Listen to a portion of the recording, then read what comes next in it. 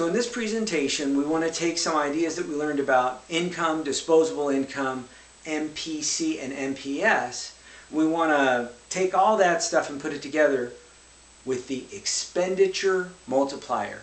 Hey, we know that expenditure is like a fancy way of saying spending. So with the expenditure multiplier, we're saying that some expenditure, some spending will be multiplied. There are a lot of multipliers in economics. There's the money multiplier or the deposit expansion multiplier, labor multiplier, employment multiplier, there's the net tax multiplier. This is the expenditure multiplier.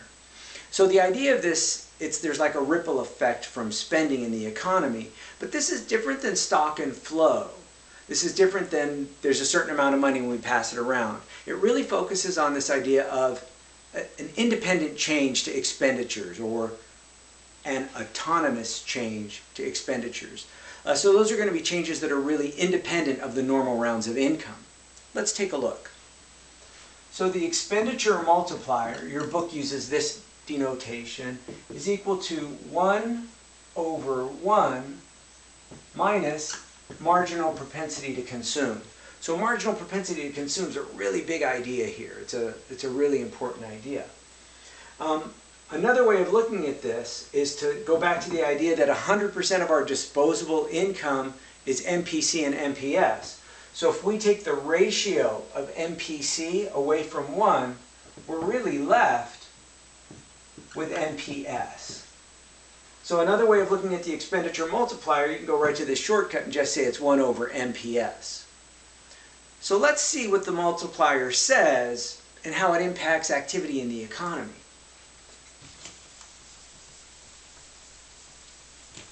So economists look at economic exchanges that they don't happen in a vacuum, that they're somehow related to each other. And what the expenditure multiplier is telling us is that when there is some independent change to spending or an autonomous change to spending, a change that's independent from the normal rounds of income, that change is going to be multiplied many times over in the economy. How many times? It depends on how much that economy, kind of on average, has this marginal propensity to consume. Let's throw in some numbers so we can kind of see how it works. Let's say that an economy has a marginal propensity to consume of 75%. Now that's a kind of low marginal propensity to consume. So it means that from every dollar of disposable income that this economy gets, from every additional dollar of it, they consume 75% of it, or 75 cents of it, and they save 25% of it, or 25 cents of it. So let's just put some numbers in. 1 over 1 minus MPC. Now here your MPC would be 0.75. So we have 1 over 1 minus 0.75. That's going to leave us with 1 over 0.25. Remember from our other video on MPC and MPS, the ratios of MPC and MPS always have to equal 1, or 100%. 75% and 25% equals 100%. So what we're looking at here is we're saying we've got this equation 1 over 0.25. So this is really saying how many times does 0.25 go into the whole number 1? And it goes in 4 times. Classmates, what this is saying is that if you have an economy that has a 75% MPC and a 25% MPS, any additional new expenditures that are in that economy, it's going to be multiplied 4 times over. So that means if there's an independent dollar introduced to the economy, it doesn't just bring $1 of economic activity in. It brings $4 of economic activity in because of this expenditure multiplier. Remember, it works best with like these independent changes in expenditures. So here we were using MPC of 0.75. Let's see what happens when the MPC goes up.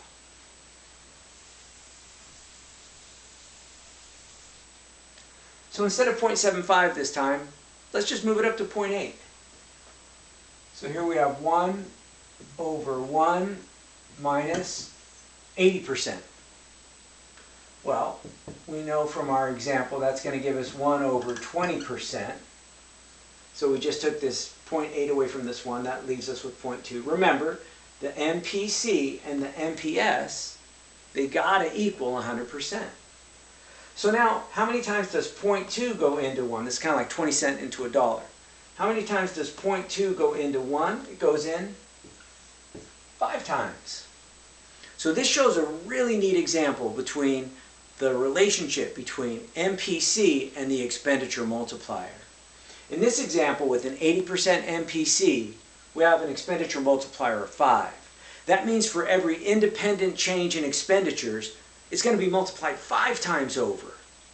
When this was just a little bit smaller in the previous example with 0.75, it was a 4 times multiplier.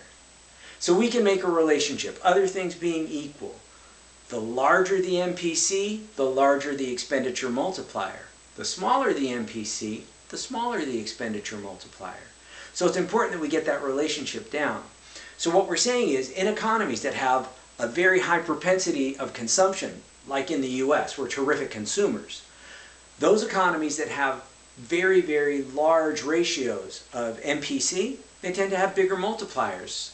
So when there is an independent change to spending, it tends to create a bigger ripple effect. Hey, we're going to use all the information from MPC, MPS, and the expenditure multiplier to help us out with the consumption function and the planned expenditure function. But that'll be in the next video. So thanks for watching, and keep looking for our videos.